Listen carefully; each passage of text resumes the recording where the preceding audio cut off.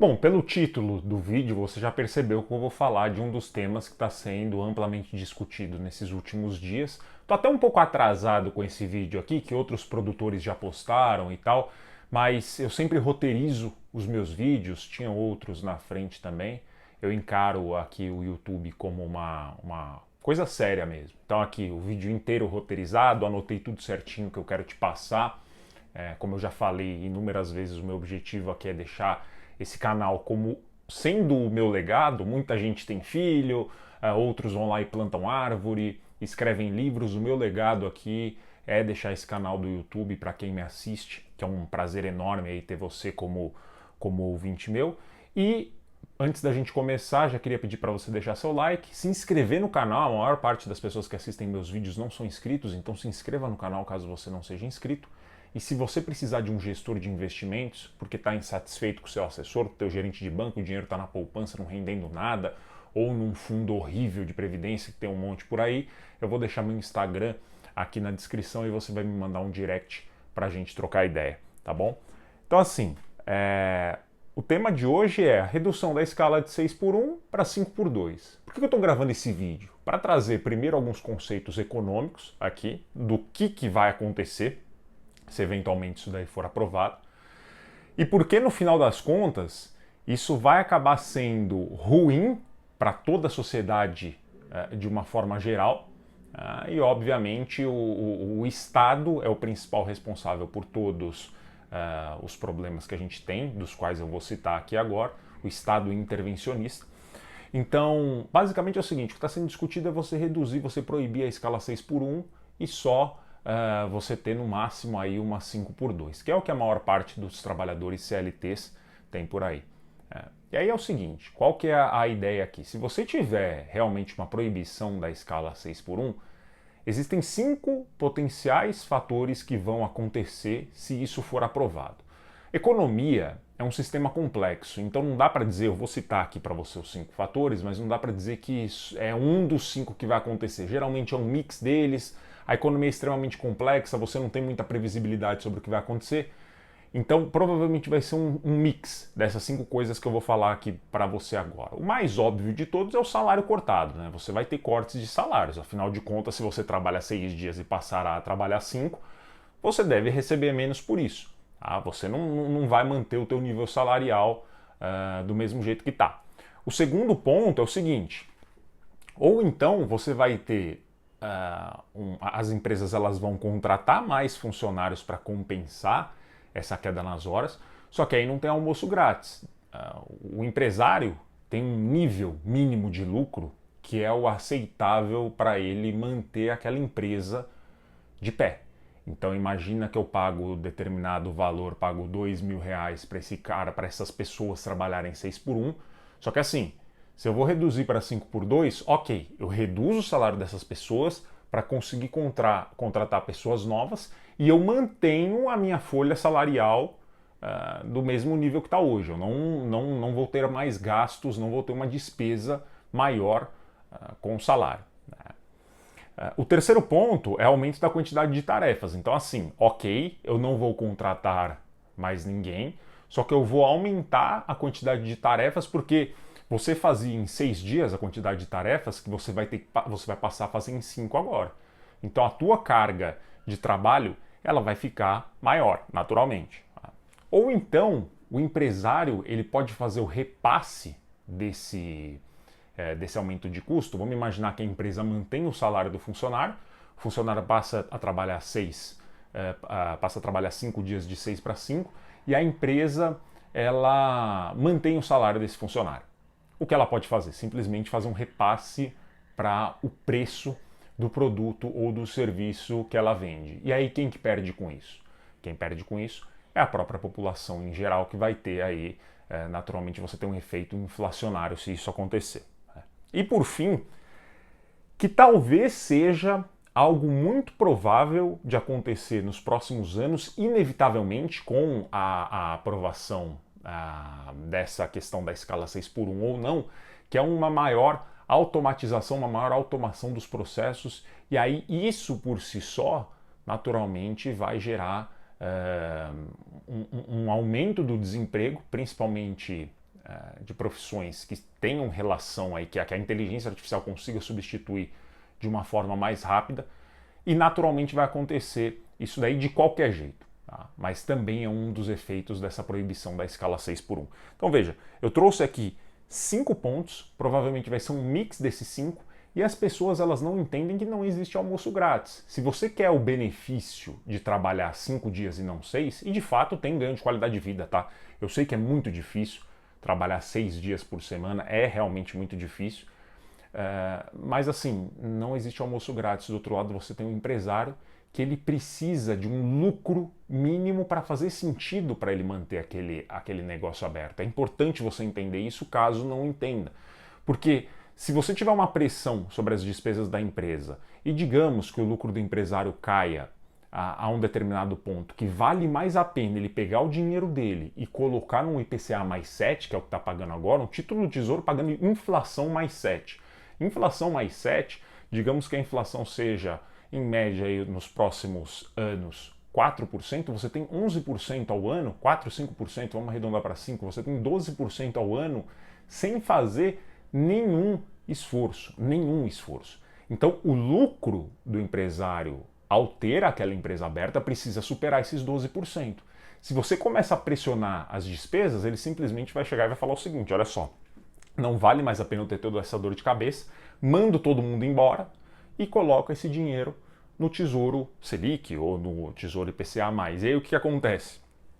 Os juros da dívida cresce naturalmente, porque já é mais alto, você tem um número maior de desempregados, você vai ter o Estado tendo que ser assistencialista para essas pessoas, imprimindo mais dinheiro para dar, seja lá o que for, Bolsa Família, ou qualquer tipo de auxílio para essas pessoas recém-demitidas.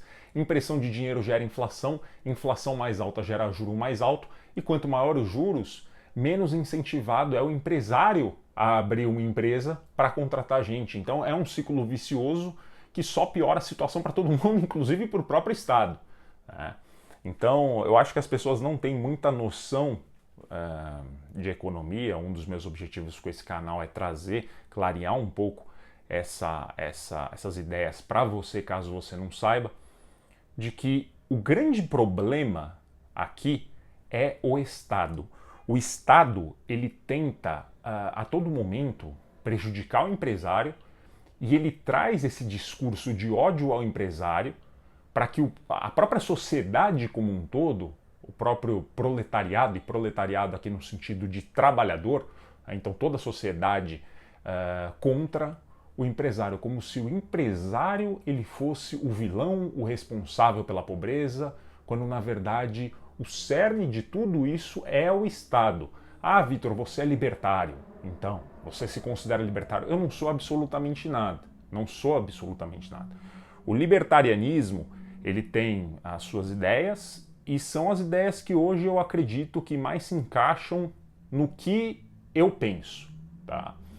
Agora, afirmar que eu sou libertário, não, na verdade eu sigo o meu próprio caminho, eu não estou nem aí para o coletivo, já deixei isso muito claro, o coletivo ele está completamente perdido. Se você é uma das pessoas que acha que ir em manifestações, que tentar entrar para a política, você vai melhorar o Brasil, você vai ajudar de alguma forma, isso daí você tem que sair da Disney, né? Isso daí é uma viagem completa.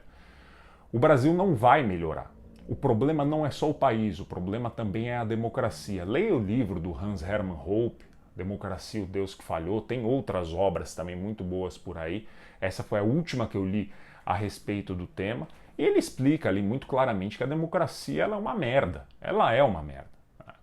A monarquia, por exemplo, é muito menos pior do que a democracia. É muito difícil você trazer um sistema de governo. Ah, Vitor, então beleza, qual que é a tua ideia aí? O que você acha que funcionaria? Eu sei lá o que funcionaria. Eu acabei de falar que eu sigo o meu próprio caminho, entendeu? Eu não estou nem aí pro coletivo.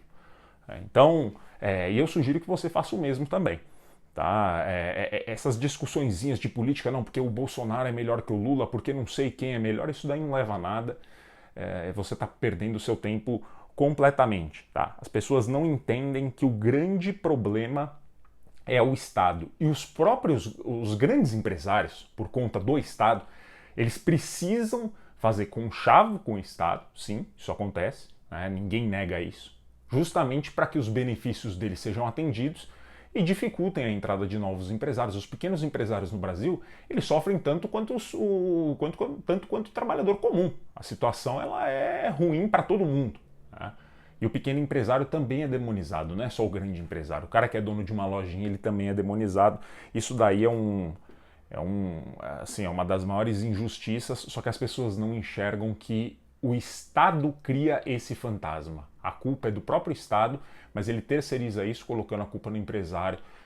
Os discursos do Lula dizem tudo, né? São extremamente inflamados, como você já deve ter visto, e falam exatamente isso que eu estou falando aqui. Um dado que é extremamente chocante é que a produtividade do brasileiro hoje ela está no mesmo nível de 35 anos atrás. Então, assim, você não consegue, mesmo com o avanço de tecnologia, você não consegue, se você proibir simplesmente a escala 6 por 1 e o trabalhador passar a trabalhar 5 dias e o salário dele for cortado, a situação da pobreza no Brasil vai aumentar ainda mais, né? As pessoas já estão com a corda no pescoço. A situação ela vai piorar ainda mais, sem dúvida nenhuma. Então, o que a gente vê historicamente é que os países que aboliram a escala 6 por 1 são aqueles países em que a produtividade ela aumenta ao longo de décadas, e aí, depois da produtividade estar num patamar muito bom, eles proíbem a escala 6 por 1. Se isso for feito agora,